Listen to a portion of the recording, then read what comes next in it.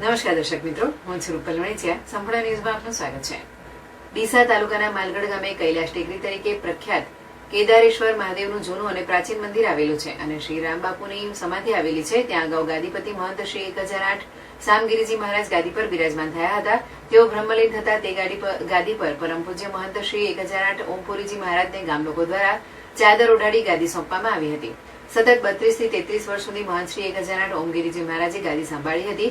તે અચાનક મહંત બ્રહ્મલીન થતા ભક્તો અને ગામ લોકો દ્વારા માલગઢ ગામમાં વાજતે ગાજતે પાલખી યાત્રા નીકળવામાં આવી હતી. પાલખી યાત્રા બાદ કૈલાસધામ ખાતે સમાધિ આપવામાં આવી હતી.